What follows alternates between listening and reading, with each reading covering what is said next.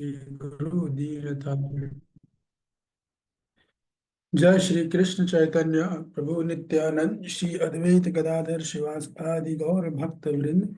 हरे कृष्णा कृष्ण कृष्ण हरे हरे, हरे Ram Ram Ram Hare Hare. Sorry Manisha ji, मैंने आपको interrupt किया बीच में क्योंकि समय बहुत कम है, मेरे को अभी 6:45 से नेक्स्ट क्लास में जाना है। तो मैं चाह रहा था बस आप मेन पॉइंट बताइए तो आपने बता दिए। धन्यवाद, ठीक है, थैंक यू। बाकी आप लोग अपने मित्रगणों को फोन कर सकते हैं क्योंकि सडनली क्लास चेंज हुई थी, शायद सकता हो कि उन्होंने मैसेज ग्रुप में मैंने मैसेज भेजा था लेकिन शायद पढ़ नहीं पाया। तो अगर आपको संपर्क में कोई तो आप उन्हें कॉल कर सकते हैं कि क्लास चालू हो गई है। तो हम जो है श्लोक क्रमांक 10 तक सारी चर्चा कर चुके हैं। आज हम श्लोक क्रमांक 11 से चालू करेंगे। कौन पढ़ेगा अनुवाद? हाँ हाँ, रीज बिहाइंड। ठीक है कांता जी, आप पढ़िएगा। श्री भगवान उवाच अशोचान शोचस्तत्वं प्राज्ञावादांश भाषसे गतसून गतासुश्च नानुशोचन्ति पंडिताः। पढ़िए कांता जी। हरे कृष्ण प्रभु जी। शिल प्रभुपाद जी की जय। शिव भगवान ने कहा, तुम पंडिताय पूर्ण वचन कहते हो, उनके लिए शोक कर रहे हो जो शोक करने योग्य नहीं है। जो विद्वान होते हैं वह ना तो जीवित जीवित के लिए ना ही मृत के लिए शोक करते हैं। तात्पर्य, नहीं भगवान ने नहीं नहीं तत्काल गुरु नहीं,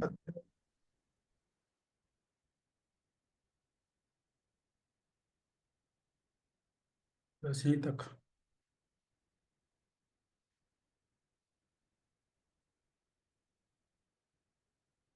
तो देखिए, अर्जुन की सारी बातें हो गई। अर्जुन ने सारा कारण बोला कि चारों कारण भगवान को बताए और बोला कि भगवान मैं युद्ध नहीं करूंगा। तो भगवान पिछले श्लोक में मुस्कुराए और मुस्कुराए भगवान इस श्लोक से बोलना चालू कर रहे हैं। भगवान मुस्कुरा के एक्चुअली से आचार्य बताते हैं इस श्लोक में भगवान अर्जुन को डांट लगा रहे हैं, प्रताड़ना दे रहे हैं।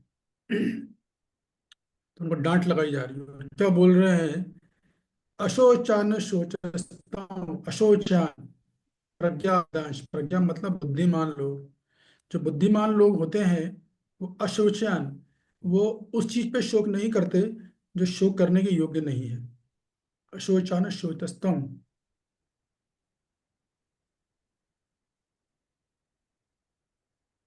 तो तुम भगवान बोले तुम ऐसे विषय पर शोक कर रहे हो जिस पर शोक करना उचित नहीं है,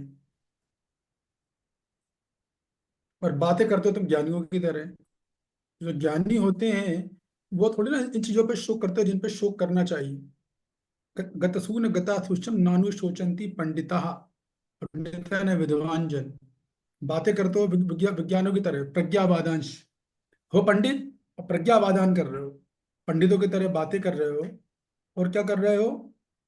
ऊपर से शोक कर रहे हो। अशोचान, अशोचयान, जो शोक के योग्य नहीं है उन पर शोक नहीं करते हैं। ये भगवान ने उसको बोला। मतलब भगवान ने बोल रहे मूर्ख हो तुम नंबर एक के। बातें तो बड़ी बड़ी तुमने कर दी। भक्तों में देखने में आता है बड़ी बड़ी बड़ी फिलोसफी तो कभी ये भक्तों कर देते हैं, मार देते हैं। इनको कुछ समझ में नहीं आता कि वो फिलोसफी कहाँ, कौन सी फिलोसफी बोलनी है, किस संदर्भ में बोलनी है, किस आचार्य ने कहाँ पर किस कंटेक्स्ट में क्या बात बोली है, वो कुछ पता नहीं है। आजकल सोशल मीडिया तो बहुत ज्यादा आ गया, कोई प्रवचन लिया उसे कटिंग काट के फेंक दी पब्लिक में और सब लोग उसको अप्लाई कर रहे हैं, बड़ी तारीफ कर रहे हैं। या कोई वीडियो निकाला 30 सेकंड का जो शॉट आता है, ये सब पूरी आध्यात्म की तबाही मचा रहे हैं। जितने अनाड़ी लोग हैं सब बेवकूफ बनते हैं उससे। क्योंकि किसी चीज को जानने के लिए उससे पहले क्या बोला गया, उसके बाद में क्या बोला, कौन सी बात किस संदर्भ में बोली, उसका पूरा ज्ञान होना आवश्यक है। नहीं तो भले ही दुनिया को भगवान समझे, भगवान के नजर में वो नंबर एक का मूर्ति कहलाएगा।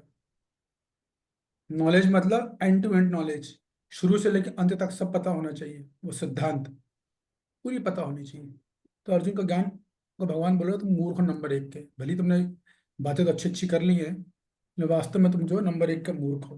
तो प्रभुपाद जी इस तात्पर्य में बताएंगे, मैं आपको तात्पर्य में जाने से पहले ही सब बता देता हूँ ताकि आपको सब चीज़ आसानी से समझ में आ जाए कि प्रभुपाद जी बताएंगे अर्जुन का शोक जो है वो अज्ञानता पर आधारित है। अज्ञान क्या है अब आप लोग समझ चुके होंगे कि अरे भाई भगवान ये बोल रहे हैं तुम किनके लिए शोक कर रहे हो, ना ये शरीर है ना तुम शरीर हो, हम सब आत्मा है। ये वैसे भी मर जाएंगे, तुम भी मर जाओगे। और दूसरी बात यह है अगर आप भौतिक स्तर पे भी देखोगे तो भी खुशी का विषय है इनको मारना कैसे? अरे ये जो आत्मा है, इनको नया शरीर मिल जाएगा, अच्छा बलशाली शरीर मिलेगा, बुद्धिमान शरीर मिलेगा। यहाँ का टूटे फूटे तो बुढ़े शरीर में फंसी हुई है आत्मा, कुछ काम अपना ठीक से कर नहीं पा रही। नवीन नए कप जैसे कि आत्मा होती है, शरीर व्यक्ति होता है, नहा धोकर नए कपड़े नहीं बदलता तो कितना सुंदर लगता है, ठीक वैसा ही इनको नया शरीर मिलेगा अगर हम मर जाते हैं। तो इनमें शोक करने वाली क्या बात है? तो भगवान ये प्रभुपाद जी तात्पर्य ये बोल रहे हैं कि अर्जुन का जो शोक है वो अज्ञानता पर आधारित है। क्योंकि अज्ञानता क्या है कि अर्जुन शरीर और आत्मा को अलग अलग नहीं देख रहे हैं, वो क्या सोच रहे हैं कि एक ही है आत्मा और शरीर, इसे बोलते हैं अज्ञान। तो ज्ञानी मनुष्य का मतलब जो होता है जो शरीर और आत्मा के भेद को नहीं जानता, जो दोनों को एक समझता है कि बस मैं शरीर हूँ, वह ज्ञानी। अर्जुन यहाँ अर्जुन ने जो कारण बताए अभी तक वो उसी स्तर पर बताए, शरीर के स्तर पर। आत्मा की तो बात ही नहीं करी अर्जुन ने अभी। लेकिन प्रभुपाद जी बताते तात्पर्य में जो ज्ञानी होते हैं वो इस रहस्य को जानते हैं, वो आत्मा के लक्षणों को जानते हैं। क्या आत्मा के लक्षण है? पहला लक्षण, आत्मा नित्य है। दूसरा, आत्मा शाश्वत है, आत्मा का कभी विनाश नहीं होता। तीसरा, अविनाशी है आत्मा। ये तीन लक्षण है। आत्मा नित्य मतलब सृष्टि के पहले भी आत्मा थी, सृष्टि समाप्त होगी फिर भी आत्मा रहेगी, क्योंकि भगवान से निकली है। शाश्वत है, सदी के पहले भी थी, सदी के सृष्टि के बाद भी रहेगी। अविनाशी, आत्मा का कभी विनाश नहीं हो सकता। शरीर का विनाश होता है, शरीर का, शरीर तो ऊपरी कपड़ा है आत्मा के ऊपर, तो कपड़े के विनाश पे क्या रोना। और फिर बलदेव विद्याभूषण ने अपने व्याख्या में इसी बात को बता रहे हैं कि अर्जुन जो शोक कर रहे हैं वो सांसारिक संबंधों पर आधारित है। एक ही बात है जो प्रोपात जी बोल रहे हैं, इस श्लोक में सभी आचार्य एक ही बात बोलेंगे कि सांसारिक संबंधों पर आधारित है। तो अर्जुन के आर्गुमेंट जो है उचित नहीं है, न्याय संगत नहीं है, जो चार कारण उन्होंने बताए हैं, ये कोई न्यायोचित नहीं है। तो सभी आचार्य इसी बात पर बात कर रहे हैं कि अशोचान जो शोक के योग्य नहीं है, अर्जुन उस उन व्यक्तियों के लिए शोक कर रहे हैं। अरे इसमें क्या शोक करना भाई, तो वैसे भी मरेंगे, तुम नहीं मारोगे उनका समय आ ही जाएगा तो मर ही जाएंगे। नंबर एक बात। दूसरा, अच्छी बात है, तो उनको नया शरीर मिलेगा, नई इंद्रियां मिलेंगी, इंद्रियों में शक्ति होगी, बल होगा, तो सब कुछ कर पाएंगे जो वो करना चाहते हैं। तो क्या शोक करना है? और आगे भगवान तो ऐसे ही बोलेंगे तुम नहीं भी मारोगे तो मैंने इन्हें मार ही दिया, ये मर चुके हैं, तो दिखाएंगे भगवान उनको, वो 11वें अध्याय में आएगा, और उसकी चर्चा तब करेंगे। और फिर आगे बोलेंगे शरीर तो नश्वर है, शरीर का नाश होगा, लेकिन आत्मा अविनाशी है, आत्मा का कभी विनाश नहीं होता है। ये इस पूरे श्लोक का, इस पूरे तात्पर्य का सार है। ठीक है। तो लेकिन अर्जुन फिर भी शोक कर रहे हैं। तो वास्तव में अर्जुन, जैसा कि भाई अभी बोला है इन्होंने, कि अर्जुन कोई बहुत बड़ा बुद्धिमान है, ज्ञानी नहीं है। जो अनाड़ी लोग हैं, जो शास्त्रों को जिनको पूर्ण ज्ञान नहीं, वो ये कहेंगे अर्जुन बड़ी अच्छी अच्छी बातें कर रहा है, जबकि ये सारी बातें मूर्खों की हैं, ये ज्ञान की बातें नहीं है। ज्ञान की शुरुआत ही जब होती है जब व्यक्ति आत्मा के स्तर पर आके बात करता है, वहां से ज्ञान की शुरुआत होती है। तो ये सारी बातें जो उन्होंने करी है सब देह के स्तर पर करी है, धर्मशास्त्र कोट किए ब्राह्मण के नाम पर उन्होंने। और उनको इतनी भी समझ नहीं है कि जो है धर्मशास्त्र से बेहतर होता है अर्थशास्त्र। तो उन्होंने लोअर कैटेगरी का शास्त्र कोट किया है, धर्मशास्त्र, जबकि अर्थशास्त्र सामाजिक शास्त्र इससे बेहतर माना जाता है। और ज्ञान शास्त्र जिसकी बात भगवान कर रहे हैं वो तो सर्वोच्च सबसे ऊपर माना जाता है। ज्ञान शास्त्र यानी शरीर का ज्ञान, आत्मा ज्ञान और परमात्मा का ज्ञान, इसको बोलते हैं ज्ञान शास्त्र, जिसमें जड़ आत्मा परमात्मा तीनों का ज्ञान होता है। ये इससे भी श्रेष्ठतर होता है। तो अर्जुन को शोक करने का कोई भी कारण नहीं है एक्चुअली में, जो शोक मना रहे हैं ना, ये कोई उससे कोई औचित्य नहीं है, ऐसा सभी आचार्य बोल रहे हैं। क्यों? अर्जुन शोक किसके लिए कर रहे हैं? स्थूल शरीर के लिए, वो तो वैसे भी नष्ट हो जाएगा। शरीर आज है कल नहीं है, सबको पता, हम सब जानते हैं, हम सबको ये शरीर तो किराए पे मिला हमें। जैसे किराए के मकान में कोई व्यक्ति रहता है, जब मकान मालिक बोले खाली कर दो, वो शौक थोड़ी ना करता है, उसे पता है तो मेरा है ही नहीं, मुझे आज नहीं तो कल जाना ही था। तो वैसे ही क्या, इनके शरीरों का मरने पे क्या शोक करना, तो उचित ही नहीं है। और जो सूक्ष्म शरीर है वो तो मरेगा ही नहीं। जो स्थूल शरीर, हमारे हम सबके दो शरीर हैं, एक स्थूल शरीर जिसको हम सब देख सकते हैं, एक होता है सूक्ष्म शरीर जिसको देख नहीं सकते। तो सूक्ष्म शरीर को बोलते हैं मन, बुद्धि और अहंकार, इन तीनों से बना होता है वो। कहते हैं ना तुमको बुद्धि नहीं है क्या, वो तो बुद्धि किसी ने देखी है क्या आज तक? बुद्धि दिखती थोड़ी है। आज मेरा मन बड़ा उदास है, तो मन किसी ने देखा है क्या? नहीं देखा है। ये बड़ा अहंकारी है, तो अहंकार किसी को दिखता है क्या? नहीं दिखता है। तो मन, बुद्धि और अहंकार जो है वो सूक्ष्म शरीर होता है। और अपने हाथ पैर नाक कान इंद्रियां, हमारा सुंदर चेहरा बाल इत्यादि, जिसपे दुनिया के शायद सुंदर सुंदर शायरियां लिखते हैं, ये सब स्थूल शरीर है। तो स्थूल शरीर का तो नाश वैसे भी हो जाएगा, सूक्ष्म शरीर मरेगा नहीं, आत्मा नित्य है। तो क्या मतलब है शोक करने का? कोई उचित तो नहीं शोक करने का। बुद्धिमान लोग जो होते हैं वो शोक नहीं करेंगे इस बात पर। ये बात है यहाँ पर, भगवान ने यहाँ से चालू किया अपना ज्ञान, कि बुद्धिमान लोग शोक नहीं करते हैं। ठीक है। अब अपने आचार्य कुछ कुछ कारण है कि अर्जुन क्यों शोक कर रहे हैं। तो विश्वनाथ चक्रवर्ती बात बताते हैं कि अर्जुन जो शोक कर रहे हैं वो भावुकता के कारण कर रहे हैं। इसे बोलते हैं सेंटिमेंटलिज्म। भक्ति में अगर हमको ठीक से ज्ञान नहीं है, और ज्ञान का हमने अनुशीलन नहीं किया है, तो हम एक मात्र सेंटिमेंटल डिवोटी बन के रह जाएंगे, और जो देखा जाता है, विवेक जागृत नहीं होता कि कौन सही है, कौन साधु है, कौन नहीं है, कौन वाकई में भक्त है और कौन भक्त के कपड़े पहना हुआ है, कौन भक्तों जैसी बात कर रहा है और कौन भक्तों जैसा आचरण कर रहा है। इनमें बहुत भेद है। उसके लिए शास्त्र का, स्पेशली गीता का बहुत अच्छा ज्ञान चाहिए। जो गीता के ज्ञान को अच्छे से समझ लेता है वो किसी भी व्यक्ति को किसी भी समय स्कैन कर लेगा पूरा, तुरंत।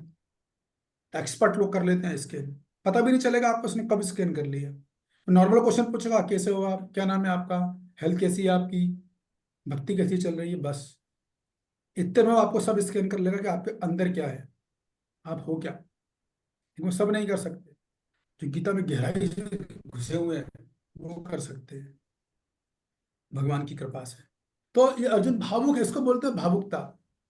फिलोसफी में कुछ पता नहीं है और भावुकता के कारण दिए जा रहे हैं प्रवचन। तो भक्तों में भावुकता जो है बड़ी खतरनाक होती है। सेंटिमेंटलिज्म इज डेंजरस, ऐसा प्रभुपाद जी बोलते हैं। तो फिलोसफी होना जरूरी है। दर्शन भी चाहिए और भावनाएं भी चाहिए, दोनों का संतुलन होना आना जरूरी है, तब जाके काम बनेगा। अगर केवल दर्शन पता है और भावनाएं नहीं है तो भी गलत है, कठोर हृदय हो जाएगा। और केवल भावनाएं हैं लेकिन दर्शन नहीं पता, वो भी गलत हो जाएगा। तो दोनों पता होना चाहिए, दोनों के बीच में संतुलन बनाना आना चाहिए। कब कहाँ पर हमारी भावना को निकालना है शास्त्र के अनुसार, और कब अपनी भावनाओं पर नियंत्रण रखना है। तो कुल मिला के बात है, विश्वनाथ चक्रवर्ती पाद बोलते हैं अर्जुन जो शोक मना रहे हैं भावुकता के कारण मना रहे हैं। मध्वाचार्य जी बोलते हैं कि अर्जुन अपना शोक मोह के कारण मना रहे हैं, संसार का मोह हो गया है इसलिए शोकाकुल है। और सभी आचार्य यही बातें कर रहे हैं, अज्ञान और मोह, अज्ञान और मोह। बस विश्वनाथ चक्रवर्ती पाद ने बोला है कि भावुकता के कारण मना रहे हैं। तो कुल मिला के सारी बात यह है कि अर्जुन का शोक अविद्या और मोह के कारण है, नंबर एक। नंबर दो, आत्मा के शाश्वत स्वरूप का अर्जुन को वास्तविक ज्ञान नहीं है। इन दो कारणों से अर्जुन जी शोक कर रहे हैं।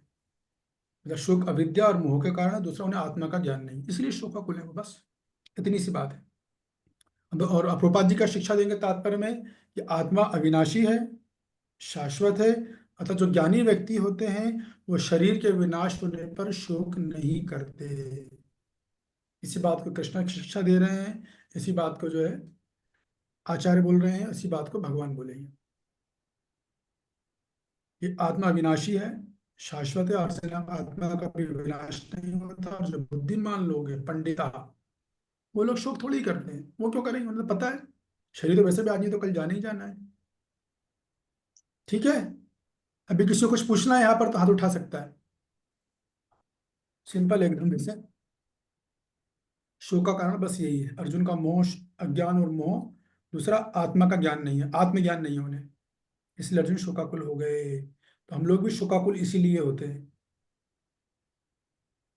हम लोग में कष्ट जब आते हैं, हम डिस्टर्ब होते हैं, इसीलिए होते हैं क्योंकि हम ये समझ नहीं पाते कि हमारा दुख है, जो कष्ट और परेशानियां, ये अस्थायी है, टेम्परेरी है, केवल कुछ समय के लिए है।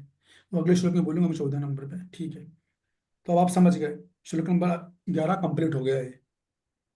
तो सबसे पहले मुझे ये पूछना है कि अर्जुन ने कौन से श्लोक में पहला कारण बताया था युद्ध नहीं करने का?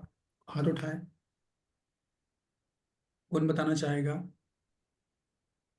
पिछले अध्याय के श्लोक में। यस कांता जी। हरे कृष्ण प्रभु जी। जी। पहला अगर 28 से 30 में बताया था, बहुत ही करुणा प्रभु जी। बिल्कुल सही जवाब। और इसका उत्तर कहाँ दे रहे हैं? इसका उत्तर प्रभु जी आपने बताया था, इसमें 11 से 30 वाले श्लोक में है प्रभु जी, दूसरे अध्याय के। बिल्कुल सही। तो ये आप लोग सब नोट कर लो, नहीं तो आपको कुछ पल्ले नहीं पड़ने वाला है। ये सांख्य योग बोलते हैं इसी को आत्मज्ञान बोलते हैं, इसी को निष्काम कर्म योग बोलते हैं, इसी को ज्ञान योग बोलते हैं। तो तरह तरह के नाम आएंगे, आप इसको समझ लो। भगवान अभी 30 श्लोक तक अर्जुन के पहले प्रश्न का उत्तर देंगे, ठीक है ना? ये बात है। तो एक बात तो आपको क्लियर हो गई।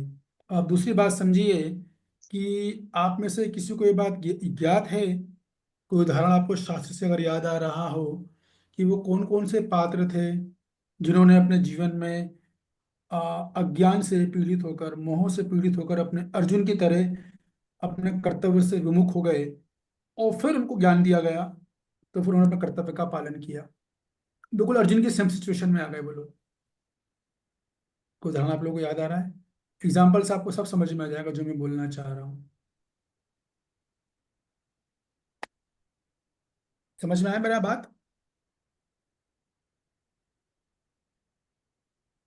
चलिए कोई बात नहीं, मैं अब आप नोट कर सकते हो। उदाहरण है नंबर 1, राजा दशरथ। जब कैकई ने ये बात कही थी कि राजा राम को वनवास जाना है 12 वर्ष का, तो भगवान राम तो दुखी नहीं हुए, लेकिन राजा दशरथ बहुत ज्यादा शोकाकुल हो गए थे, शोक में मग्न हो गए थे। इतने मग्न हो गए थे कि अपना राजकाज कार्य छोड़ दिया था, प्रजा पे ध्यान देना बंद कर दिया था बिल्कुल। बस राम हे राम करके रोते रहते थे, शोकाकुल हो गए थे एकदम। देखिए इसको बोलते हैं सेंटिमेंटलिज्म। ये है सेंटिमेंटलिज्म। हालांकि दशरथ जी तो महान शुद्ध भक्त है, तो लीला में उनके पति में कोई अपराध नहीं कर रहे हैं, तो लीला में एक लीला कर रहे हैं वो। लेकिन इससे सीखा जाता है कि उन्होंने अपना मेन कार्य छोड़ दिया। सेंटिमेंट भावुक भक्तों का भी यही होता है। जब तक उन्हें भक्ति में खूब मान सम्मान मिल रहा है, पूजा की थाली मिल रही है, कैसे हो प्रभु जी, कैसे हो माता जी, तो बड़ा अच्छा लगता है। जैसे संकट आया भक्ति छोड़ देंगे वो, और फिर वो भक्ति के विरुद्ध बात, सिद्धांतों के विरुद्ध बातें करेंगे, उल्टी सुल्टी बातें करते हैं भौतिकवादियों की तरह। तो राया दर्शक उदाहरण है। लेकिन ऋषि वशिष्ठ उनके पास गए, उन्होंने उनको ज्ञान दिया, उनको ज्ञान दिया, लेकिन फिर भी वो उस मोह से उभर नहीं पाए, और अल्टीमेटली राजा दशरथ ने जो अपना शरीर त्याग दिया था। दूसरा उदाहरण है राम के भाई भरत का। जब भरत को पता चला कि मुझे राम जी वनवास चले गए और उनको गद्दी संभालनी है, तो उन्होंने, उनको इतना दुख हुआ कि उन्होंने शासन शासन करने से मना कर दिया था, अपने कर्तव्य से। लेकिन फिर ऋषि वशिष्ठ और माता कौशल्या ने उन्हें ज्ञान दिया, जिससे उनको ज्ञान मिला, और फिर उन्होंने वापस अपने कर्तव्य को निभाया। भगवान राम की पादुका सीट पे तो नहीं बैठे, वो पादुका रखकर, लेकिन पूरा राजकाज चलाया, कर्तव्य पूरा निभाया। इसको बोलते हैं भावना और दर्शन का संतुलन। हृदय में भावनाएं थी वियोग की, लेकिन अपना कर्तव्य नहीं छोड़ा। इसको बोला जाता है संतुलन बनाना। तीसरा है राजा परीक्षित। राजा परीक्षित भी थोड़ा सा आ, घबरा गए थे, मृत्यु होने वाली है, क्या करना है, मुझे क्या करना है, और उन्होंने भी अपना राजकाज छोड़ दिया था। लेकिन फिर भगवान ने उनको, सुखदेव गोस्वामी गए, ज्ञान दिया, और फिर वो भगवत धाम गए। हालांकि राजा परीक्षित का उदाहरण भी इतना सुटेबल नहीं लगता है यहाँ पर, क्योंकि वो तो सब जानते थे कि उफ, इनको लिंक नहीं है।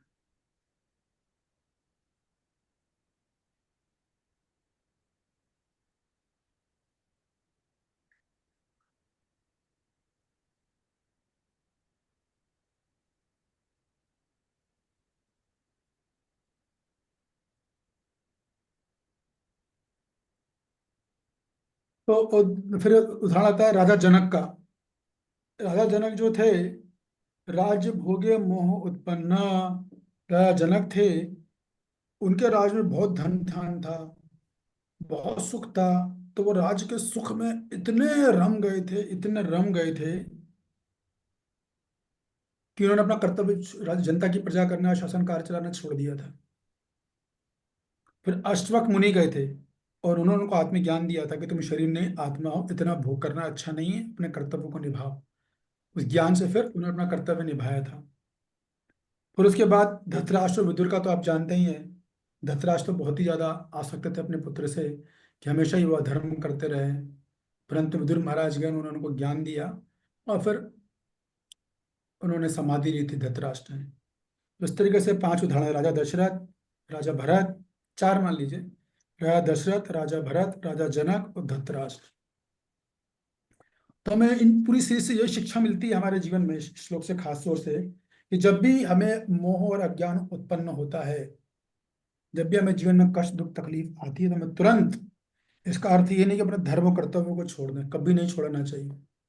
अपना धर्म अपना कर्तव्य निभाएं, और निभाने के बाद तुरंत आचार्यों की, शास्त्र की, किसी योग्य साधु यदि मिल जाए तो उनकी शरण ले लेनी चाहिए। ये श्लोक से हमको सीखने को मिलता है, तब जाकर हम पंडित बन पाएंगे। नहीं तो ये हम भी आलिया अर्जुन की तरह ही रहेगी, और हम भी इस तरह कुछ भी, जैसे अर्जुन टूटी फूटी दर्शन बोल रहे हैं ना, आधा अधूरा, वैसे ही जो है हम लोग भी बोलेंगे। और तात्पर्य प्रभुपाद जी बोलते हैं कि जैसी शिष्य का, अर्जुन ने भगवान को शिष्य बनाया, 6ठे श्लोक में भगवान ने 4 श्लोक तक टेस्ट किया, टेस्ट में देखा कि नहीं, ये अब मैं जो बोलूंगा उसे ग्रहण करने को तैयार है, तुरंत वो गुरु बन गए। और गुरु बनकर उन्होंने क्या किया, सबसे पहले उसको गले नहीं लगाया, उसको प्रेम नहीं किया, उसने मीठे शब्द नहीं बोले, बल्कि डांट लगाई है, फूल मूर्ख कहकर डांट लगाई। तुम विद्वान की तरह बातें करते हो और काम तुम्हारे मूर्खों की तरह है। जो विद्वान होता है वो जानता है कि हम शरीर नहीं आत्मा है, और शरीर तो वैसे भी आदमी तो कल मर ही जाएगा, तो उसका क्या शोक करना है। और प्रभा जी बोलते हैं तात्पर्य भाई, अगले अगले अध्याय से स्पष्ट हो जाएगा कि ज्ञान का अर्थ पदार्थ तथा आत्मा एवं दोनों के नियामक को जानना है। ये देखिए, इसको बोलते हैं ज्ञान। ये ज्ञान योग की बात है, ये भक्ति योग की बात नहीं है। भक्ति योग में ऑटोमेटिकली आ जाता है। ज्ञान योग यानी जड़ को जानना, शरीर को जानो, आत्मा को जानो, और इन दोनों को कौन कंट्रोल कर रहा है उसको जान लो, उसको बोलते हैं ज्ञान। पदार्थ तथा आत्मा, पदार्थ है ना जड़ पदार्थ, हम लोग देखते हैं, और आत्मा को जानना, शरीर, पदार्थ मतलब शरीर और शरीर से जुड़ी वस्तुओं को जानना, और आत्मा को जानना, और इन दोनों का कौन नियामक है, कौन इन दोनों को कंट्रोल कर रहा है, कौन दोनों को चला रहा है, कौन दोनों का संचालन कर रहा है, उसको जानना, वही ज्ञान है। तो अर्जुन का तर्क यह था कि राजनीति या समाज नीति की अपेक्षा धर्म को अधिक महत्व मिलना चाहिए। तो वही बात जो मैंने आपको बताई थी, अर्जुन धर्मशास्त्र को अधिक महत्व दे रहे हैं, जबकि उनको पता नहीं कि धर्मशास्त्र से अधिक वरिष्ठ, अधिक सुपीरियर राजनीति और समाज शास्त्र है। तो अर्जुन को उसका पालन करना चाहिए, मगर अर्जुन को पालन नहीं कर रहे हैं। फिर तात्पर्य पापा जी वही आत्मा के बताते हैं, शरीर जन्मता है लेकिन आत्मा का विनाश नहीं होता है। तो जो इस बात को जानता है वही असली विद्वान है। कतई श्लोक क्रमांक 12। न तो हम जातु नासम न तम नेमे जनाधिपा न चैव न भविष्यामः सर्वे वयमतः परम। हरे कृष्ण। शिल प्रभुपाद जी की जय। बड़ा, हाँ, ऐसा ऐसा कभी नहीं हुआ कि मैं ना रहा हूँ या तुम ना रहे हो, अथवा ये समस्त राजा ना रहे हो, और ना ऐसा है कि भविष्य में हम लोग नहीं रहेंगे। यस। तो पहले भगवान ने बोला तुम शरीर नहीं आत्मा हो, तुम्हारा शोक करना व्यर्थ है। और फिर भगवान बोल रहे कि ऐसा कभी नहीं रहा कि तुम या मैं नहीं रहे हो, मतलब हम लोग कभी मरे नहीं है। कहने का मतलब ये कि आत्मा कभी मरती ही नहीं है। ऐसा कभी नहीं रहा कि तुम पिछले जन्म में तुम नहीं थे या मैं नहीं था, या ये राजा लोग जितने तुम शोक मना रहे हो ये नहीं थे। ये सब पहले भी थे, अभी भी, और आगे भी रहेंगे। ये बोला हुआ, ये बोल रहे हैं भगवान कि ना तो मैं, ना तुम, न ये सभी राजकुमार कभी अस्तित्वहीन थे, और नहीं आगे कभी अस्तित्वहीन होंगे। मतलब ये पहले भी जिंदा थे, अभी भी जिंदा, आगे भी रहेंगे, तो शरीर में रहेगा बस, ये बात है। तो इस श्लोक में भगवान रूपा जी अपने तात्पर्य में भगवान श्री कृष्ण ये बात को बताएंगे कि श्री कृष्ण आत्मा की नित्यता और अविनाशी स्वरूप को स्पष्ट करते हैं। कि भगवान श्री कृष्ण ये बात बता रहे हैं कि आत्मा नित्य और अविनाशी, इस बात को भगवान बोल रहे हैं। आत्मा का अस्तित्व पहले भी था, आगे भी है, अभी भी, और हमेशा रहेगा, ये बात है। सभी आचार्य इसी बात को बताएंगे, आत्मा परमात्मा दोनों सनातन है, दोनों का विनाश नहीं होता है, ये बात चलेगी। हालांकि आत्मा परमात्मा भिन्न है, मध्वाचार्य जी बोलेंगे कि आत्मा परमात्मा सनातन है, इसका मतलब ये मत समझना कि दोनों एक हैं, दोनों की वैधानिक स्थिति एक है, नहीं, ऐसा नहीं है, दोनों वैधानिक स्थिति से अलग अलग हैं। क्या अलग अलग है? इनमें एक मास्टर है और एक सर्वेंट है दोनों अविनाशी, है दोनों नित्य, लेकिन आत्मा जो है परमात्मा का दास है और परमात्मा जो है स्वामी है।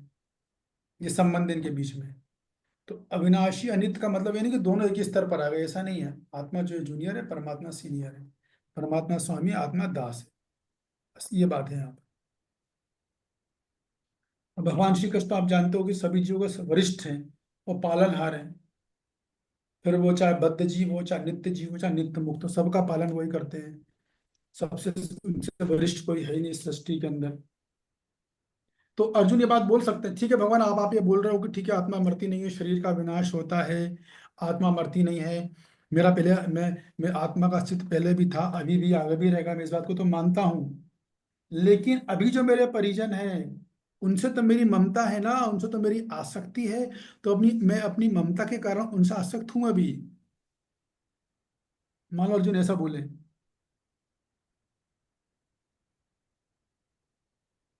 क्योंकि आत्मा जुड़ी है शरीर से, और शरीर आसक्ति का कारण बन जाता है। तो शरीर से जुड़े परिजन भी ममता के कारण बन जाते हैं, शरीर से ममता हो जाती है। तो जब शरीर नष्ट होगा तो शोक होगा ही ना। तो मनीषा जी क्या कहना है आपका? बात समझ में आई? यस प्रभु जी, इसमें मतलब थोड़ा बहुत तो यस उसे मतलब जब अटैचमेंट होती है तो थोड़ा बहुत होता है, पर वो बहुत प्रोलॉन्ग्ड नहीं होना चाहिए। ठीक है, ओके। तो बात वही है कि अर्जुन ये सब सुनने के बाद बोलेगा भगवान मैं मान गया कि हम सब आत्मा है, हम सब शरीर नहीं है। लेकिन इतने समय से मैं शरीर से रह रहा हूँ, तो जब मैं मरेंगे तो मुझे शोक तो होगा, क्योंकि थोड़ी आसक्ति तो मेरे ऊपर रहती है। मतलब ऐसा उत्तर देंगे, तो इसका उत्तर भगवान अगले श्लोक में देंगे। श्लोक क्रमांक 13 में पढ़िएगा कांता जी। दैनोऽस्मिन् यथा देहे कौमारं यौवनं जरा तथा देहांतर प्राप्ति धीर स्थिर न मुह्यति। जी प्रभु। किस प्रकार शरीरधारी आत्मा इस वर्तमान शरीर में बाल्यावस्था से तरुणावस्था में और फिर वृद्धावस्था में निरंतर अग्रसर होता रहता है, उसी प्रकार मृत्यु होने पर आत्मा दूसरे शरीर में चला जाता है। धीर व्यक्ति ऐसे परिवर्तन से मोह को प्राप्त नहीं होता। हाँ, तो अब देखिए, अर्जुन तो का हम लोग कलयुगी लोग हैं ना, अपने, ऐसे मैंने बताया, अपने विचारों से बहुत आसक्त रहते हैं, एक बार में समझ में नहीं आता है। तो मानो अर्जुन बोले कि ठीक है भगवान, आपने बोला हम सब आत्मा है, दुख क्यों मनाना, शरीर तो वैसे ही मर जाता है, मैं मान गया आपकी इस बात को। लेकिन अभी तो इस शरीर से मैं हूँ, वो भी शरीर में है, और मेरा उनसे एक संबंध है। जब वो मरेंगे तो मुझे तो शोक होगा ही होगा, क्योंकि हमारा इतना स्नेह, एक आसक्ति उत्पन्न हो जाती है। तो भगवान उसके जवाब में दे बोल रहे हैं, नहीं, धीर स्तत्र नाम मुह्यति। जो धीर पुरुष होते हैं ना, धीर पुरुष कभी भी ऐसे परिवर्तन से मोहित नहीं होते। इतने परिवर्तन है मात्र। भाई एक शरीर मरा तो क्या हुआ, उस आत्मा ने वो शरीर छोड़ा और दूसरा शरीर धारण कर लिया है, बस इतना। मृत्यु है क्या, इतना ही तो काम है मृत्यु का। आत्मा एक शरीर छोड़ती है, दूसरे शरीर को धारण करने की प्रक्रिया को बोला जाता है मौत हो गई या मृत्यु हो गई। इतना सा काम है। तो जो मूर्ख है वो शोक मनाते हैं, हाय हाय हाय हाय हाय हाय हाय करेंगे। इस अभी मुझे पता चला, भोपाल में बहुत बड़े, भोपाल एक नवाबों की रियासत है ये। तो उनके एक भाई का देहांत हो गया, छोटे भाई का। तो उनके बड़े भाई को इतना सदमा लगा, इतना सदमा लगा कि उनका दिमाग सनक गया, और आखिरी में उन्होंने अपने आप को गोली लगा कर मार लिया। क्यों? उनकी पीड़ा को सह नहीं पाए। अब ये मूर्खता है, ये बुद्धिमानी थोड़ी है। लेकिन जो धीर होते हैं, धीर पुरुष, जिनके पास धैर्य होता है, जिनके अंदर ज्ञान होता है, जो बुद्धिमान होते हैं, जो सब्र वो समझते हैं ये तो एक परिवर्तन है। और फिर भगवान बोल रहा है तुम तो मरने की बात कर रहे हो, और एक ही शरीर में आत्मा अनेक परिवर्तन लेती है। सॉरी, एक ही आत्मा में जब आत्मा एक शरीर में रहती है ना, तो उस आत्मा में शरीर अनेक परिवर्तन लेता है। क्या का परिवर्तन? बाल्या होती है पहले, शरीर बाल्यावस्था में रहता है शिशु, बाल होगा, बाल से तरुण होगा, तरुण से फिर युवा होगा, युवा से अधेड़ होगा, अधेड़ से वृद्ध होगा। ऑलरेडी परिवर्तन हो रहा है भाई, तो अंतिम परिवर्तन पे क्यों शोक मनाना है? अभी हम लोगों में, जिन लोगों ने 5:30 बजे क्लास ज्वाइन करी थी, अभी 6:23 हो रहे हैं, लगभग लगभग 1 घंटा हो रहा है। तभी हमारा वो शरीर नहीं रहा, पता है आप लोगों को ये बात? 1 घंटे हमारा शरीर बदल गया। लेकिन प्रॉब्लम है रोज अपने आप को आईने में देखते हैं ना बढ़िया से, तो पहचान नहीं पाते। अब हमारा वो शरीर नहीं रहा। जो शरीर हमारा 6 बजे था, अभी 6:23 हो रहा है, इसमें परिवर्तन हो गया शरीर का अचानक। करोड़ों करोड़ सेल्स बदल गई है, हमारे नाखून बढ़ गए, हमारे बाल बढ़ गए हैं, काफी परिवर्तन आ गया है। सुबह उठेंगे तो परिवर्तन दिखाई देगा एकदम से। तो एक शरीर में इतने परिवर्तन होते हैं, तो अंतिम परिवर्तन के लिए क्यों इतना जो है आप आतुर होना, उसमें क्यों इतना डिस्टर्ब होना। ये बात है। एक शरीर में 6 परिवर्तन होते हैं, किसी को पता है? चलिए पढ़ लीजिए, कांता जी में हाथ बढ़ो, आगे पढ़ लीजिएगा। जी प्रभु जी। तात्पर्य श्री प्रभुपाद जी की जय। प्रत्येक जीव एक व्यक्ति आत्मा है, विशिष्ट आत्मा है। वह प्रतिक्षण अपना शरीर बदलता रहता है, कभी बालक के प्रत्येक रूप एक में। मिनट, एक मिनट। प्रत्येक जीव एक व्यष्टि आत्मा है। व्यष्टि का मतलब है अपना आप में एक अलग आत्मा है। हर आत्मा का अपना अपना अलग अस्तित्व है। ऐसे दार्शनिक जो बोलते हैं सभी आत्माएं एक ही, नहीं, ऐसा नहीं है। सब आत्माएं अलग अलग होती हैं। फिर प्रभुपाद जी क्या बोल रहे हैं? प्रति क्षण शरीर बदलता है, हर क्षण। 6:23 पे कुछ और था, 6:24 पे शरीर बदल गया, अब 6:25 चल रहा है, शरीर बदल गया। आगे पढ़िए। कभी बालक के रूप में, कभी युवा तथा कभी वृद्ध पुरुष के रूप में, तो भी आत्मा नहीं रहता है। इस उसमें कोई परिवर्तन नहीं होता। रुक यह जाइए। विशिष्ट आत्मा। तो देखिए, परिवर्तन किस में हो रहा है? देह में होता है। आत्मा में कोई परिवर्तन नहीं है। आत्मा तो नित्य है, हमेशा एक जैसी। नित्य का मतलब है हमेशा एक जैसी रहेगी वो। परिवर्तन शरीर में हो रहा है। बालक हुआ, युवा हुआ, अधेड़ हुआ, वृद्ध हुआ, आत्मा में कोई परिवर्तन नहीं है। जब हमारे दादा के परदादा थे तब भी कृष्ण उतने ही युवा थे जितने आज युवा हैं। आज से 1,000 1,00,000 वर्ष पहले भी भगवान कृष्ण उतने ही सुंदर और युवा थे जितने की आज हैं, क्योंकि परम आत्मा है। तो परिवर्तन जो है वो आत्मा का नहीं होता है, शरीर का होता है। अर्जुन, ये लोग तो सब शरीर हैं। आप चीजों को आध्यात्मिक दृष्टि से देखो ना। आप भौतिक दृष्टि से क्यों देख रहे हो? और आप भौतिक दृष्टि से चीजों को देखोगे, तब हमेशा ही अप्रसन्न रहोगे, शोकाकुल रहोगे। आगे पढ़ लीजिए। ये ये विशिष्ट आत्मा मृत्यु होने पर अंत तो गत्वा एक शरीर बदलकर दूसरे शरीर में देहांतरण कर जाता है। और चूंकि अगले जन्म में इसको शरीर मिलना अवश्यम अवश्यंभावी है, चाहे वह शरीर आध्यात्मिक हो या भौतिक। अतः अर्जुन के लिए ना तो भीष्म ना ही द्रोण के लिए शोक करने का कोई कारण था, अपितु उसे प्रसन्न होना चाहिए था कि वह पुराने शरीरों को बदलकर नए शरीर ग्रहण करेंगे और इस तरह वह नई शक्ति प्राप्त करेंगे। ऐसा बस शरीर धन्यवाद, परिवर्तन बस से बस जीवन बस में। बस बस। लाल अक्षर लिखे थे ना मैंने, इसीलिए लिखा था। ये तो हो गया अर्जुन का ज्ञान। अब आएंगे श्लोक क्रमांक 14 पे। लेकिन आने से पहले एक प्रश्न है आप लोगों से।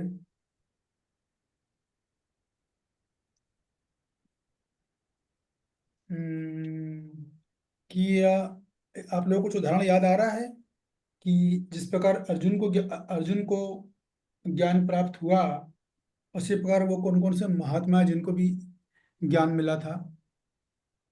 जो पिछले उदाहरण थे वो तो अपने शोकाकुल हुए और फिर ज्ञान प्राप्त हुआ, उसकी बात करी। अभी यहाँ पर बात हो रही और कौन सा महात्मा जिनको ज्ञान मिला। तो मैं बता देता हूँ, उद्धव जी हैं। एक उद्धव गीता है उसका नाम। तो श्रीमद् भागवतम का 11वां स्कंद है वो, छठा अध्याय है वो, जिसमें भगवान ने उद्धव को ज्ञान दिया था। उद्धव जी खुद बोलते हैं 46वें श्लोक में, 11:6:40 में, कि हे कृष्ण, आपने मुझे इस भव सागर को पार करने का दिव्य ज्ञान दे दिया है, और इसका मैं सदैव आपका आभारी रहूंगा। दूसरा उदाहरण है विदुर महाराज। श्रीमद् भागवतम के तीसरे स्कंद के 7वें अध्याय में मैत्रेय मुनि ने विदुर जी को दिव्य ज्ञान दिया था। वही ज्ञान जो भगवान यहाँ दे रहे हैं अर्जुन को। फिर एक तीसरे जनक महाराज, उसी गीता में तीसरे अध्याय के 20वें श्लोक में भगवान खुद बोलेंगे, कर्मणे ही संसिद्धि अस्थिता जनकादया। जनक जी ने भी ऐसा ज्ञान ग्रहण किया। फिर भागवतम पहला स्कंद छठा अध्याय 28वां श्लोक, नारद मुनि को भगवान ने ज्ञान दिया था, फिर प्रहलाद महाराज को नारद मुनि ने ज्ञान दिया, ध्रुव महाराज को नारद मुनि ने ज्ञान दिया, फिर सनक आदि ऋषि को ब्रह्मा जी ने ज्ञान दिया था, तीसरा स्कंद 15वां अध्याय, ठीक है ना। और फिर हनुमान जी को भगवान राम ने ज्ञान दिया था, सुंदरकांड में आती है बात, राम कीजू कीन्ह बिनु मोहि कहाँ विश्राम। तो इस प्रकार जगह जगह ज्ञान दिया गया है। तो शिक्षा क्या निकलती है इन पूरे श्री से श्लोकों से, कि जो भक्त पूर्ण समर्पण करता है वो इस दिव्य ज्ञान को प्राप्त करता है, और वो भगवान की कृपा को ग्रहण करता है। हम बोलते हैं ना, प्रभु जी कृपा दीजिए भगवान कृपा कीजिए। कृपा है क्या? एक्चुअली कृपा वो दिव्य ज्ञान है ये। और हम लोग सोच रहे हैं कि हमें पैसा मिल गया भक्ति से, हमारी बीमारी दूर हो गई, या हमारा बहुत प्रसिद्धि मिल गई, बहुत फॉलोअर मिल गए, हमें मान सम्मान मिल रहा है, गाड़ी आ गई, मकान आ गया, बंगला आ गया, मेरी प्रॉब्लम दूर हो गई, और हम सोच रहे हैं भगवान की कृपा है। तो इसका मतलब है कि अभी हमें कृपा का अर्थ भी नहीं पता। बोलना बहुत आसान है, कृपा कीजिए कृपा कीजिए, पता ही नहीं है कृपा तो कब होगी, मिलेगी क्या। कृपा मतलब दिव्य ज्ञान, एनलाइटनमेंट देना हृदय में, व्यक्ति के शोक और मोह, ऐसा ज्ञान देना, ऐसा भगवत ज्ञान देना जिससे व्यक्ति का शोक मोह और भय खत्म हो जाए, इसको बोलते हैं कृपा। तो चलो मानो अर्जुन फिर बोले, अरे नहीं नहीं कृष्णा, वो सब तो ठीक है, आपकी बात में मान गया, लेकिन सवाल ये है कि वो मेरे सगे संबंधी हैं, वो जो लोग हैं कि वो मेरे संबंधी हैं, और मैं तो अभी भी उनसे आसक्त हूँ, और उनसे विरह के कारण मुझे शोक हो रहा है, तो मैं क्या करूँगा। ठीक है, आपकी बात मैंने फिलॉसफी मान ली। लोग बोलते हैं ना, प्रभु जी बात फिलॉसफी बोलना बहुत आसान है, लेकिन मैं तो अभी उस स्तर पे हूँ नहीं, ऐसा कई लोग बोलते हैं, ऐसा एक्सक्यूज देते हैं। तो भगवान उसका उत्तर दे रहे हैं। लोग बोलते हैं ना, अरे भैया अभी जिंदगी से इतने परेशान हैं, कहाँ भजन करेंगे, कहाँ भक्ति करेंगे, कितनी प्रवचन दो, वो ये बोलेंगे, वो तो ठीक है, लेकिन फिर हमें अपनी परेशानी फिर से चालू कर देंगे, बता। जैसे जो भी लोग हैं, उनके लिए यहाँ उत्तर दे रहे हैं भगवान। अर्जुन भी ये बोल रहे हैं, ठीक है भगवान आपने जो कहा वो सब तो सही है, लेकिन अभी तो मेरे को टेंशन है ना, अभी तो मुझे शोक शोक हो रहा है, अभी मैं भक्ति कैसे करूं। वो तो मेरी लाइफ आपने प्रवचन दे दिया बड़े मजे से, आप तो झेल नहीं रहो, जिस पे आता है वो जानता है प्रभु जी, ऐसा भक्त बोलते हैं। आप नहीं समझोगे प्रभु जी, जिस पे कष्ट आता है वो जानता है। तो भगवान सबको उत्तर दे रहे हैं अब। तो अर्जुन भी कुछ इस तरह की बात कर रहे हैं, ठीक है भगवान आपने जो बोला वो सब तो सही है, हम उसको मना नहीं कर रहे, अभी तो मैं शोकाकुल हूँ, अभी मैं क्या करूँ। हाँ, अब भगवान उत्तर दे रहे हैं, ध्यान से सुनिएगा, कांता जी पढ़िएगा। मातर स्पर्शास्तु कौन्तेय शीतोष्ण सुख दुग्धा आगमवाई नो नित्या तांत सतीव भारत।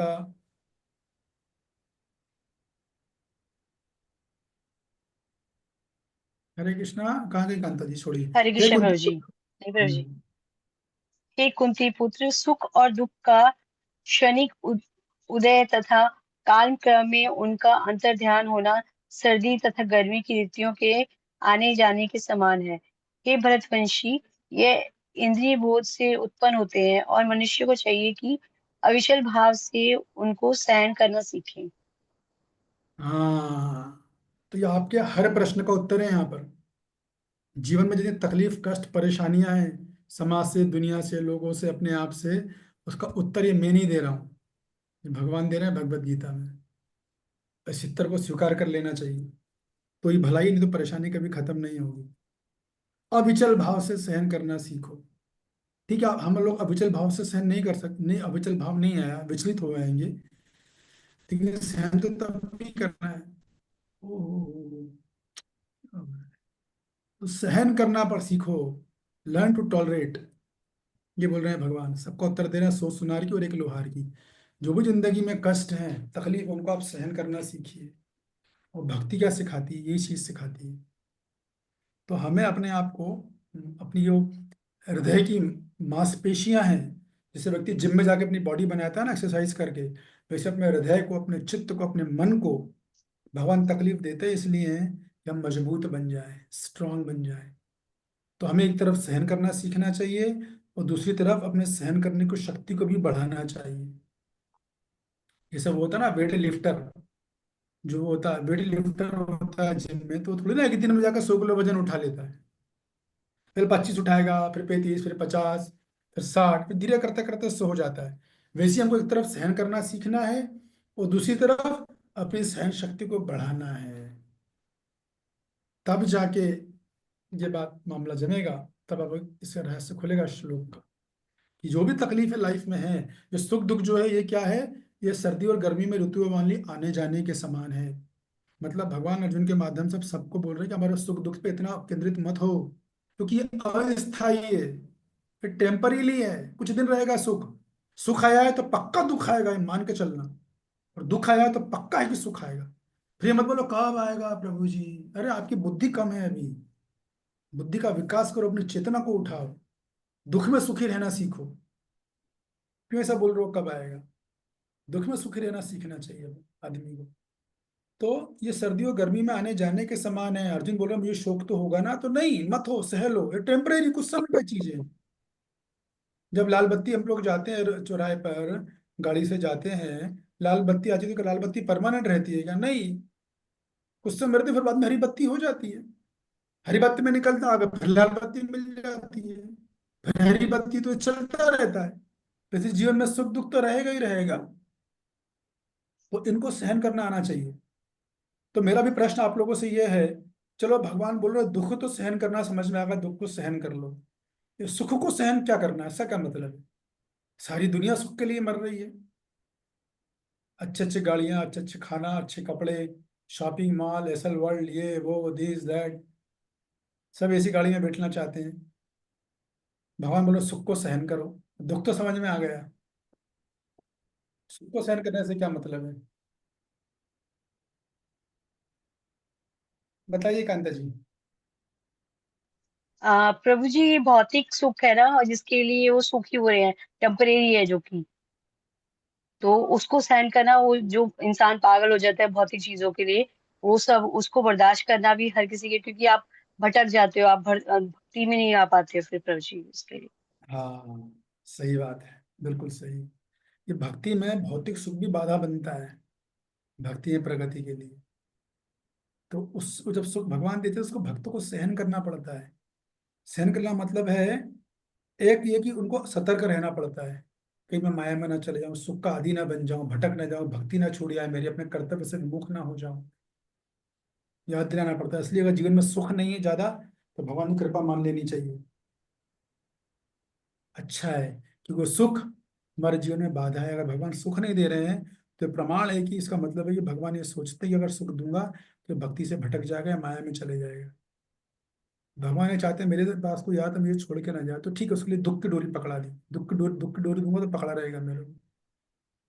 सुख दूंगा तो चला जाएगा, वो हम चाहता नहीं। दूसरा इसका मतलब ये भी है कि सुख आए तो ऐसा नहीं कि सुख में सुखी नहीं हो सुख में सुखी। लेकिन जब दुख आए तो दुख में दुखी नहीं हो, मतलब समान रहना सीखो। दुख में भी समान रहो, सुख में नाचो कूदो, ढिंडोरा मत पीटो मोहल्ले को, दिखावा मत करो, और दुख में अपना शांत रहो। तो जब दुख आए तो उसको भगवान की परीक्षा समझो, और सुख को भगवान की कृपा समझो। इसको बोलते हैं सुख और दुख को सहन करना। सुख को भगवान की कृपा, मतलब मेरी तो चीजें है नहीं, ये सुख जो मुझे मिल रहा है मैं इसका अधिकारी नहीं हूँ, तो प्रभु कृपा कर रहे हो तो मैं थोड़ा सुख भोग रहा हूँ। जब दुख आता है तो भगवान मेरी परीक्षा ले रहे हैं, मुझे अपनी शरणागति को बढ़ाना है। ये बात है यहाँ पर सुख और दुख की। तो अब मैं थोड़ा सा आपको, कि देखिए जीवन में लोगों के दुख आते हैं, ऐसे अनेक एग्जाम्पल शास्त्रों में है कि लोगों ने खूब दुख उठाया, मगर भक्ति नहीं छोड़ी भगवान की, अपना कर्तव्य नहीं छोड़ा, अपना धर्म नहीं छोड़ा है। जैसे कि उदाहरण है, शत्रुघ्न स्वामी, एक शत्रुघ्न स्वामी थे, भक्तमाल कथा में आता है कि उनको बहुत शारीरिक कष्ट हो गया था। उनको कुष्ठ रोग हो गया था, एक्चुअली में बहुत पीड़ा होती है, लेकिन उन्होंने भगवान के इतने उच्च कोटि के भक्ति की सारा कष्ट उन्होंने सारा जीवन भर सहा, लेकिन भगवान का नाम नहीं छोड़ा, नाम स्मरण नहीं छोड़ा उन्होंने। और भगवान ने इतने प्रसन्न हो गए उनके इस व्यवहार, उनकी सोच से, कि भगवान ने उनको अंत में रोग मुक्त कर दिया था। फिर श्री वल्लभाचार्य जी थे, वल्लभ संप्रदाय के आचार्य हैं, इनकी टीका भी हम लोग लेते पढ़ते हैं। तो वृद्धावस्था में उनको गंभीर शारीरिक रोग हो गया था। इसके बाद भी उन्होंने श्रीनाथ जी की सेवा नहीं छोड़ी। श्रीनाथ जी को लाने वाले यही वल्लभाचार्य जी हैं, उन्होंने नहीं छोड़ी थी। हम लोग जरा सा कुछ हुआ तो तुरंत जब छोड़ दिया, क्लास छोड़ दी, पूछो मत क्या करनी छोड़ देते हैं। संत सूरदास जी नेत्रहीन थे, कितना बड़ा कष्ट। हमारा तो दोनों आंखें हैं, अभी कान हैं, तो भी हम दुखी हैं दुनिया भर की सर्व टेंशन को लेकर। मैं सोच नहीं रही कि मैं दो आंख से देख पा रहा हूँ, कान से सुन पा रहा हूँ, हाथ पैर चल पा रहा है। दुनिया में कितने लोग हैं जिनके पास आंख नाक कान इत्यादि नहीं है, अंधे हैं एकदम, दिख ही नहीं रहा है कि हम कितने सुखी हैं। सोच ही नहीं ना, वही मैंने कहा ना, आदमी सोच के कारण भोगता है कष्ट, सोच ही नहीं। तो सूरदास जी नेत्रहीनता को सहा, लेकिन भगवान का भजन नहीं छोड़ा, इतिहास में नाम कमा गए। एकनाथ जी थे, संत एकनाथ, वृद्धावस्था में बहुत कष्ट उठाए, लेकिन भगवान का भजन नहीं छोड़ा। वृद्धावस्था अपने आप में एक तो कष्ट ही कष्टकारक होती है, उस पर कष्ट एडिशनल कष्ट और आ गए, तो ये भजन नहीं छोड़ा। गंगा माता गोस्वामी चैतन्य चरितमृत में आती है, इनको भी गंभीर रोग था, तब भी इन्होंने कष्ट नहीं छोड़ा, भगवान का भजन भक्ति नहीं छोड़ी। इसको बोलते हैं भावुकता और दार्शनिकता में संतुलन बनाना। नहीं छोड़ा जाता अपना कभी। सच्चे भक्त की पहचान ही यही है, कितना कष्ट जाए भजन नहीं छोड़ेगा, सब वैसे ही करता रहेगा, बल्कि तीव्रता को बढ़ाता है। भजन की तीव्रता बढ़ाएगा, अपनी शरणागति को बढ़ाएगा, क्लासेस सुनने को बढ़ाएगा, नाम जप को बढ़ाएगा। ऐसे उदाहरण मैं आपको बताता हूँ जिन पर आर्थिक संकट आया तो भी उन्होंने अपना भजन नहीं छोड़ा। सुदामा ब्राह्मण, श्रीधर कुलावेच, संत तुकाराम, नरसिंह मेहता, ऐसे अनेक लोग हैं। नामदेव गुरुग्रंथ साहिब से पंजाबी नामदेव जी, संत नामदेव, भगवान विट्ठल के भक्त थे, बहुत गरीबी में थे, सर पे छत नहीं है, छत तो छत में चार छेदे, पहनने को एक जोड़ी कपड़ा है, लंगोट है बस, एक टाइम खाने का भरोसा नहीं है। हम लोग को तो भगवान फिर भी बहुत कुछ दे रहे हैं, मकान है, कपड़ा रोटी दे रहे हैं, फिर भी हम रो ही रहे हैं। उन्होंने भजन नहीं छोड़ा। तो शास्त्र प्रमाण है, नारायण परा सर्वे न कुतुश्चन बिभ्रति। जो भगवान के सच्चे भक्त होते हैं ना, वो कठिन परिस्थिति में भी, कठिनाइयों में, दुख संकट में भी भगवान का भजन नहीं छोड़ते हैं। और इसी से पता चलता है कि वास्तव में भक्त है कौन। 30 घंटे में बताएंगे कपिल देव, निष्ठा किसमें है, वो दुख के समय पता चलता है, कष्ट के समय। बाकी प्रवचन देना, लोगों को फॉलोअर बनाना, उनको मीठी मीठी बातें करना, फॉलोअर बनाना, ये सब तो कोई भी कर देगा, बहुत बड़ा काम नहीं है, लेकिन लोग उनको बड़ा भक्त मानते क्योंकि अज्ञानी है। ऐसे पहचान की जाती है भक्त की, कौन वाकई में भक्ति की, किसी ने वाकई में की या नहीं की, वो पता इससे चलता है। कष्टों से कौन उतना उत्साह से भजन कर रहा है, उसी आत्मविश्वास से भजन कर रहा है। फिर ये तो दुख वाले, फिर ऐसे एग्जाम्पल है जिन्होंने सुख, सुख बहुत था, इतना सुख था कि भक्ति भूल गए। भक्ति पहले भक्ति करते थे, सुख मिला भक्ति छोड़ दी। जैसे राजा नाहुष थे, महान धर्मात्मा थे, लेकिन उनकी ऐसी स्थिति बनी कि देवता ने उनसे प्रार्थना करी कि आप इंद्र का पद संभाल लो। इंद्र के पद पे गए, इंद्र का पावर आ गया, अहंकार उत्पन्न हो गया, खूब भोग में लग गए, पूरा इंद्र उनका हो गया। ये सोचने लगे इंद्र की पत्नी भी मेरी है, अब तो उसका भी भोग करूंगा। तो शाप मिला, वो सर्प बन गए। तो पहले भक्ति करते थे, अच्छे भक्त थे, इंद्र का पद मिला, सम्मान मिला, सुख मिला, बहुत ज्यादा, भक्ति छोड़ दी। ये भी एग्जाम्पल है। तो आपको सारे एग्जाम्पल बता रहा हूँ ताकि आप समझ सको। राजा ययाति थे, राजा थे पूरे धरती के, इतना सांसारिक सुख भोगा कि भक्ति छोड़ दी। राजा वेन थे, सुख मिला भक्ति छोड़ी। राजा सौदास थे, नवें स्कंद में आता है, सांसारिक भोगों में लिप्त हो गए, भक्ति छोड़ दी। पहले भक्ति करते थे, सांसारिक सुख मिले, भक्ति छोड़ दी। इसीलिए अगर ज्यादा सुख नहीं है, अच्छी बात है।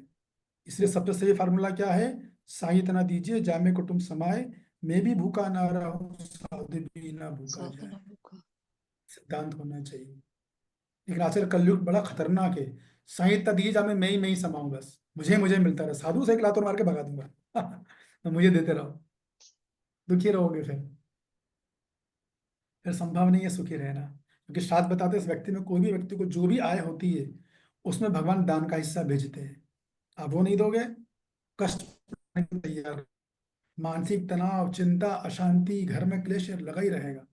सबसे अच्छी पॉलिसी है, साईं दीजिए जामे कुटुंब समाए, मैं भी भूखा ना रहूं साधु भी ना भूखा जाए। अपने अलावा दूसरों का भी सोचना है, खासतौर से जो कृष्ण भक्त है। तो हमने इतने सारे उदाहरण किए, एक जिन्होंने पीड़ा में भक्ति नहीं छोड़ी, जिन्होंने दुख में भक्ति नहीं छोड़ी, फिर ऐसे उदाहरणों की चर्चा करी जिन्होंने सुख में भक्ति छोड़ दी। अब तीसरे ऐसे उदाहरण है जिन्हें खूब सुख मिला तब भी भक्ति नहीं छोड़ी। युधिष्ठिर महाराज, राजसी यज्ञ के बाद उनके पास अपार सुख आ गया था, जरा भी भगवान के भजन से अपना ध्यान नहीं हटाया, शरणागति बढ़ती रही उनकी। ध्रुव महाराज, अम्बरीश महाराज, राजा, ये वो नाम है। धरती के राज है, संसार का सारा सुख। कभी उन्होंने हमको सुख अपना माना ही नहीं कि मेरे लिए, सिर्फ तो भगवान की सेवा के लिए है, मेरा है ही नहीं है। मेरा यदि कोई तो भगवान का भजन, भगवान की भक्ति मेरी, ये जीवन में दृष्टिकोण चाहिए हमको। तब ये श्लोक जो है ना, माता स्पर्शा सुख कौन्तेय शीतोष्ण सुख दुग्धा आगममाई नुक्तो तांसति भारता, तब हम इसके रहस्य को समझ के उतार पाएंगे। तो कुल मिला के भगवान बस ये बात बोलेंगे कि जो है सहन करना सीखो। तात्पर्य प्रभुपाद जी ये बात बोल रहे हैं, उदाहरण देंगे कि देखो अपने कर्तव्य नहीं छोड़े जाते हैं तकलीफ में। तो माता का, महिला का उदाहरण देते हैं कि कड़कती ठंड पड़ती है जब, तो कुछ भक्त लोग भी, अभी इतनी ठंड पड़ रही है तो ऐसा थोड़ी है स्नान करना छोड़ देंगे क्या, बराबर स्नान करते हैं ब्रह्म मुहूर्त में। एक्चुअली ब्रह्म मुहूर्त में स्नान करके जप करने का आनंद केवल कृष्ण भक्ति ही जानता है, और कोई जानते ही नहीं है। अलग ही आनंद है ब्रह्म मुहूर्त में, ठंडे आज ही मजा आ गया था जब मैं सुबह सुबह ये मेडिटेशन कर रहा था, अलग ही आनंद है ठंडे पानी से नहाने का। तो बड़े उदाहरण देते हैं कि देखो एक गृहिणी है, मई जून की गर्मी होती है, तो मई जून की गर्मी ऐसा थोड़ी है कि गर्मी पड़ी तो गृहिणी भोजन नहीं पकाएगी। पसीना पसीना है, लथपथ है, फिर भी वो शरीर को साफ करके वो अपना भोजन पकाती है, क्योंकि कर्तव्य है, कर्तव्य नहीं छोड़ा जाता। ठंड में भी भक्त को अपना कर्तव्य नहीं छोड़ते, स्नान करते ही करते हैं। तो इनको सहन करना होता है। अभी हम लोग सर्दी सहन ही कर रहे हैं, भजन भी करना है। गर्मी आई, गर्मी में सहन करेंगे, भजन करेंगे। जिस प्रकार सर्दी गर्मी ऋतु आती है, उसी प्रकार जगह में सुख दुख आता रहेगा। इनसे ज्यादा प्रभावित होने की जरूरत नहीं है, नहीं है, नहीं है। अपने मन को वहां से हटाकर प्रभु की शरणागति में लगाए। हरे कृष्णा कृष्ण कृष्ण हरे हरे, हरे राम, राम राम हरे हरे। आज हमने 4 श्लोक कर लिए, 11, 12, 13, 14। कल छुट्टी है, शनिवार रविवार, सोमवार से हम 15 से चालू करेंगे। किसी का कोई एक प्रश्न हो तो मैं ले सकता हूँ, क्योंकि मेरे पास मात्र 5 मिनट और बचे हैं। फिर मुझे एक प्रेजेंटेशन में जज बनाऊं तो वहां जाना है मेरे को।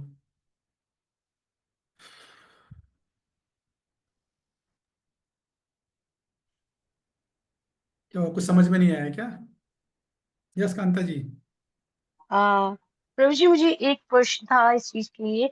मुझे ऐसा ऐसा फील हुआ है प्रभु जी, जैसे अर्जुन जी को जो भगवान कृष्ण ज्ञान दे रहे हैं, ऐसे ही हम लोग भौतिक जगत में भी हम लोग भी हो जाते हैं ना।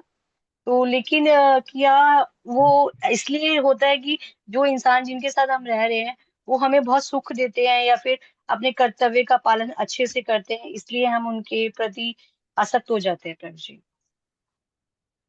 नहीं, अगर वो हमारी भक्ति में सहायता करे तो उनसे तो आसक्त होना बहुत अच्छी बात है। ये तो पॉजिटिव स्टैंड है ना, उनसे भक्ति हमारी प्रगति हो रही है। नहीं, सिर्फ भक्ति के लिए नहीं प्रभु जी, सिर्फ सांसारिक सुख दे रहे हैं या कुछ लोग, इसीलिए तो ज्यादातर उनसे हाँ आसक्त हो हाँ, जाते और वो हैं। सांसारिक सुख दे रहे हैं, भक्ति नहीं कर रहा है, तो हमें सुख, जो सुख मिल रहा है उसको भगवान की सेवा में लगाना चाहिए, नंबर 1। और नंबर 2, समझना चाहिए कि टेम्परेरी है ये, आगे दुख भी आएगा, तैयार रहो। तो जब दुख आएगा, चूंकि पहले ही प्रिपेयर है, तो कष्ट नहीं लगेगा उतना फिर। लेकिन आसक्त नहीं होना चाहिए, आसक्त नहीं होना चाहिए। ठीक है ना? जी प्रभु ji, thank you. Yes Manish, जल्दी से क्विक क्वेश्चन।